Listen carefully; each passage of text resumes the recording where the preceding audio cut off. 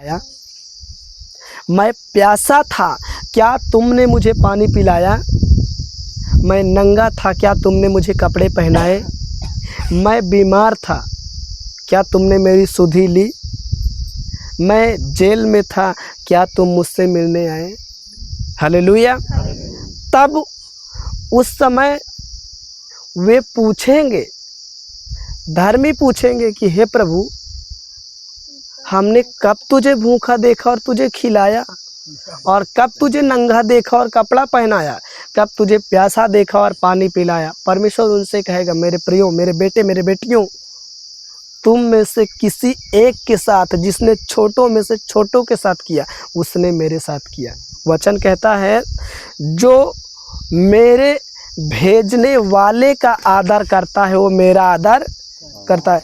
मेरे प्रियो, यदि परमेश्वर ने अपने आपके दरवाजे पे, आपके सामने या कहीं रास्ते में आपके सम्मुख अपने किसी भी दास को भेजा है, अगर आप उसका आदर करते हैं तो आप परमेश्वर का आदर करते हैं, क्योंकि ये बात प्रभु ने कही कि जो मेरे भेजने वाले का आदर करता है वो मेरा आदर करता है।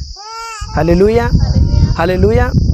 तो पहली बात, यदि आपको कोई प्रभु के वचन से सिखाता है तो आपको बड़े ध्यान से सुनना चाहिए और उसका आदर करना चाहिए। ये ना हो कि आप सुने और भूल जाएं, परंतु हर एक बातों को मैं पहले भी बता चुका हूँ कि आपको याद रखना है, और वैसा ही उसकी धार्मिकता यही है कि आप सबकी सुधि लें।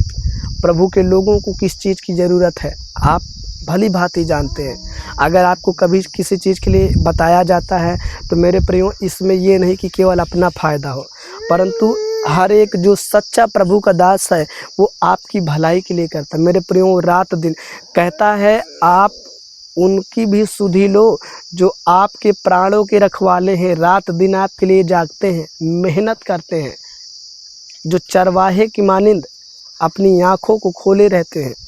कहता है वो इस बात को कभी भी नहीं भूलते हैं।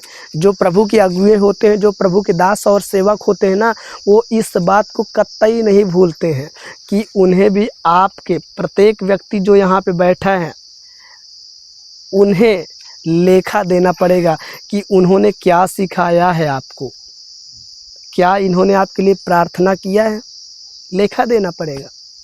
वो अपने सारे फर्ज को पूरा करते हैं, आपको पता है, आपके लिए प्रार्थना करते हैं, हर दिन आपको बताते हैं। नहीं तो दुनिया में सारा लोग व्यस्त है, लोग कोई कहीं जाना चाहता नहीं है, लोग पैसे कमाना चाहता है, अपना बनाना चाहता है बस। क्या कोई किसी के लिए जाता है क्या? लेकिन ये प्रभु का प्रेम है, वो प्रभु के वचनों में बंधे होते हैं। हर एक प्रभु का जन प्रभु के वचनों में बंधा होता है, और वो सिर्फ यही करता है जो परमेश्वर उससे कहता है। Hallelujah, hallelujah.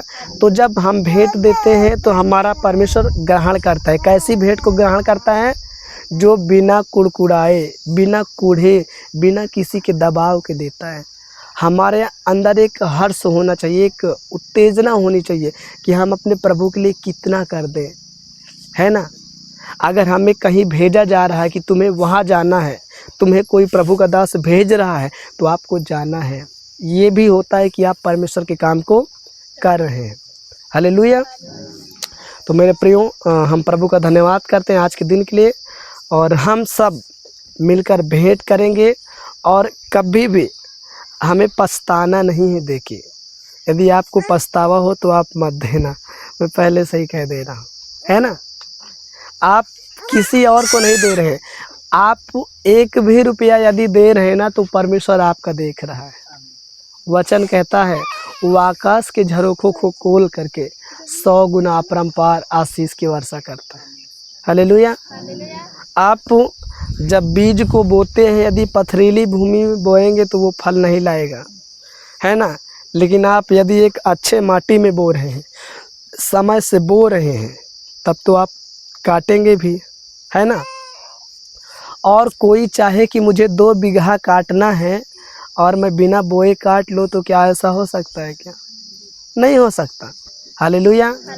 मेरे प्रियो, आपके लिए ये सब जागते हैं, प्रार्थना करते हैं, चाहे धूप हो, चाहे बरसात हो, चाहे ठंडी हो।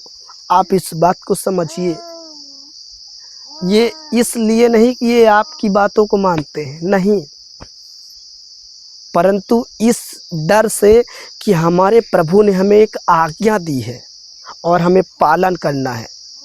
चाहे हमें ठंड सहनी पड़े, चाहे हमें बरसात सहनी पड़े, चाहे हमें गाली सहनी पड़े, चाहे हमें मार सहनी पड़े, लेकिन हम लोगों को प्रभु का वचन सुसमाचार सुनाना नहीं छोड़ेंगे और हम उनके लिए प्रार्थनाएं करनी नहीं छोड़ेंगे। हालेलुया। और जब आप भी ऐसे बनेंगे, आप उसके प्रेम में रंग जाएंगे ना, आप भूल जाएंगे कि ये दुनिया क्या है, कुछ भी नहीं है। आप जिस दिन से उसके सच्चे प्रेम को समझेंगे ना, उसके बलिदान को समझेंगे ना, आप अपने आप को कुर्बान कर देंगे। मेरे प्रियो, हमारा जो कुछ भी है, हम तन मन और धन तीनों तरीके से परमेश्वर की सेवा को करते हैं, है ना? हमारे पास धन है तो हम परमेश्वर को धन भी देते हैं। तन हमारा है, अगर प्रभु कहता है ना कि जाके लोगों को बताओ, हम इस तन के जरिए जाके लोगों को बताते हैं और हम अपने मन से प्रार्थना करते हैं और अपने मन से भेंट देते हैं, केवल प्रभु के लोगों को ही नहीं, कलीसिया में ही नहीं, परंतु जरूरतमंदों को भी सहायता करनी है ना? और हम कलीसिया में जो देते हैं, ये हर एक आपका 1 रुपया एक अच्छे काम में लगता है। इस रुपए से ज़रूरतमंदों की सहायता की जाती है, ज़रूरतों को पूरी की जाती है। कोई पर्सनल अपने उपयोग में नहीं लेता है। हालेलुया! सो हम प्रभु का धन्यवाद करते हैं और परमेश्वर इन वचनों के ज़रिए आप सबको आशीष दे।